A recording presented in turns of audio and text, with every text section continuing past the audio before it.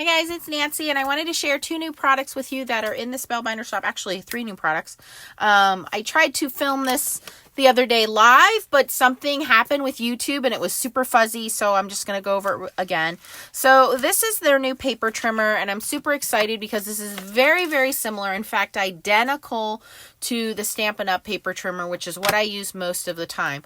I do have this Tim Holtz trimmer, and I made a video before on really the only reason I use this one is because there is a shelf. You can see right there, and this fits perfectly in the shelf, but I have shown videos before where it often gets hung up and caught in this corner, or this arm will hyperextend. So I usually buy 1 or 2 of these a year in replacement, but honestly, it's just because it fits there.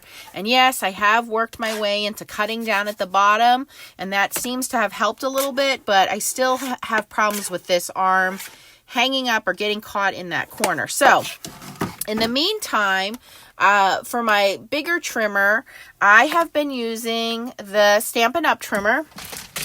And the Stampin' Up! Trimmer, you will notice these are identical in every way, shape, and form. The production, the numbers, the shape, everything is the same except for the color. The Stampin' Up! One is kind of a dark chocolate brown, espresso brown color, I would say, which is fine. But the Spellbinders one is kind of a cream color, and I'm very, very happy that they decide to partner up with this manufacturer because I love this trimmer. So it comes with a trimmer, and I just want to show you guys. I mark my trimmer blade. There's a little triangle there so that you always know which way is up. And to pop that blade out in replacement, there is a small little diamond cut here. Right here. I don't know if you guys can see that on the camera or not. But then all you do is you slide this to that area, and you're going to pop the blade out. And when you pop the blade out, whoops, it's just a very small little blade there. But I tell you, these blades last a while. You're going to put it back in triangle facing up. So you're going to, just at an angle, pop that into that little diamond, and then it slides in. And then this blade is what really makes this cool, is this is a little like ball bearing, little metal piece. This is your scoring blade. So I love this machine that I can cut and score at the same time. It has a ruler that just slides out the side here, so if I use bigger pieces of paper. So here is how I use this most often, especially with heavier cardstock. This is 110 pound cardstock. I will score this. I normally do A2 size cards, so 5.5 measurement. My ruler tells me there it's 5.5. I close the little guide, and then I'm going to use the gray, which is the blade, slide that up, cut that in half, leave my blade at the top. Then I'm going to turn my paper sideways to 4 1/4, and then take the white scoring blade and just run that across a few times. And then I have a perfectly straight scored line. And I don't need a scoring board or anything like that, okay? It also cuts through we have the glitter foam here from Spellbinders, so same thing. I'm going to cut that. Let's say I'm using this as a matte piece, and I want to cut this at 4 1/4. Slide that across. Did I not close that right away? Oh, it did cut it. I just didn't do it. I should have did it one more time, but you can see how easily that was done. I have the new glitter cardstock jewel tones. This has black, blue, green, red, and purple glitter cardstock here. You have seen this in a lot of my cards. Really nice glitter cardstock. It's not the shedding kind. Really good quality. So again, I'm going to cut this at 5.5. Start my blade down here and go up. And see how easy that is. Let's do it again. 4 1/4. Look at that. So yeah, I've used this type of trimmer through Stampin' Up! And I've never had any issues with it. The blades are very easy to change. Yes, you can buy replacement blades. They sell them in a 2-pack. It's right here. So if you are looking to add a trimmer to your holiday list, this is definitely one that I'm going to recommend. And you're going to see this in a lot of my videos from now on. All right. The other thing I wanted to talk to you guys about is cutting plates. So, some of you guys might know that I use a Gemini Junior cutting plate. Gemini Junior cutting machine. I should say die cutting machine. And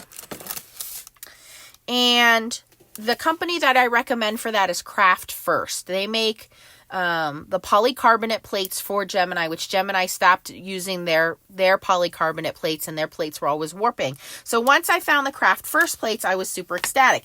But Craft First does not make the Spellbinders plates. So you have a couple of different options for Spellbinders plates. So these are the regular size gold glitter ones. I don't know if they still sell these or not. I bought these when I got my first platinum machine.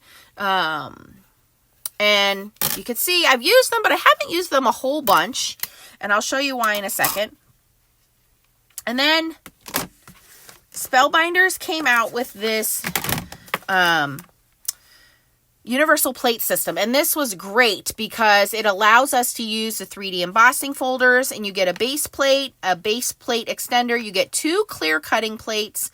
You get the 3D embossing folder plate, a shim, and a rubber shim, okay? So this is what I've been using most of the time. In fact, on all of my videos, you'll see that I moved to that, and it was with white clear plates.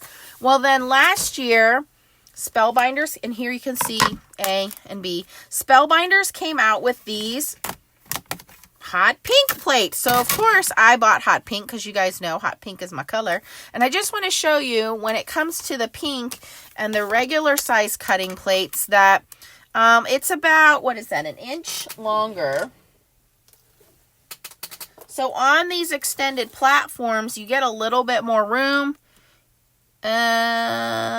Just shy of 1 inch, 3/4 of an inch. So if you are somebody who does multiple die cuts or a little bit longer, like slimline die cuts, these extended plates are a little nicer. And if you go through your clear white ones, you have a choice of colors. So now Spellbinders has brought out, and you can see I have cut very nicely and well into these. I usually cut on one and leave one to kind of like be my top see-through plate. Well, now Spellbinders has come out with a beautiful teal plate, and they are the same length as the pink ones. Ooh, now we have purple. You can do blue and pink and make purple plates. But they are teal now. One of the things I have been trying out is Scrapbook.com sent me a magic mat, and I have been using this in place of my bottom cutting mat. And when you buy the black platinum system from Scrapbook.com, it comes with light pink cutting plates. I think I gave mine away because I can't find them. But this is the black platinum from Spellbinders. It is the Scrapbook.com version of it.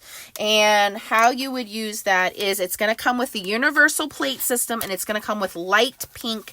They're a light pink cutting mats, but you would do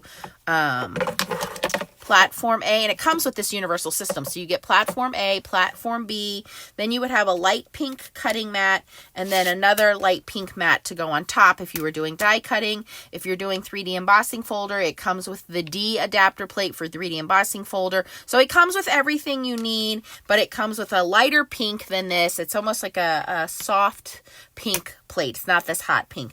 But what I've been doing lately is using platform A, platform B, my magic mat, and I've been occasionally flipping it over, and it hasn't warped. It's been cutting okay, and then using one of these on top. So this will prolong the life of my mats because I'm not cutting onto these. Now, these are polycarbonate plates, so they are the stronger plastic, so they will hold up a little longer. So then the question is, Nancy, if you have pink plates, why would you buy teal plates?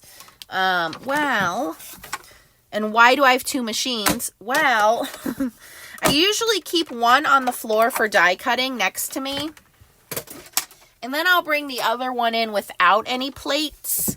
And that one will be the one I use for Glimmer machine or the Better Press machine. You don't need 2. Absolutely no, you don't need 2. They no longer produce and sell this one, which is the teal one. This was a limited edition one, but I really thought that, that's making a weird clicking noise when that opens and closes. I really thought that the teal plates would just look pretty with this machine. And that is my real, honest, selfish answer. I just wanted teal plates to go with my teal machine. But I wanted to let you guys know, if you were looking for some new colored mats for your machines, and you really want to use them until they get kind of really used and crusty like this, they will eventually warp a little bit. I have seen videos where people have heated them up. I don't ever recommend putting them in an oven because this is plastic, and when it melts, there's fumes and things like that. You know what? I give you permission to buy yourself a new pair of pretty cutting mats when they get crusty like this and they're just real beat up.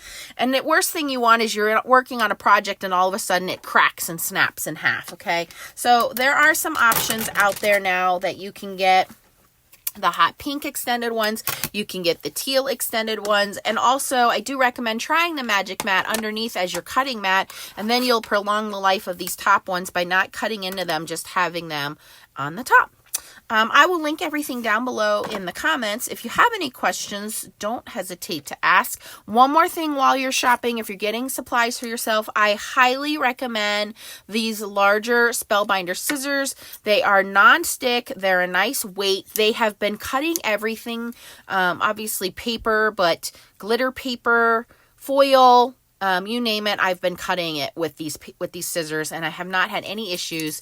They're nice and sharp. They're just a very good quality scissor. So if you're making your holiday list, put some of these things on your kind of basics that, you know, maybe your family can buy for you, friends can buy for you. That's not super expensive, but they're basics that you need to stock up in your craft room.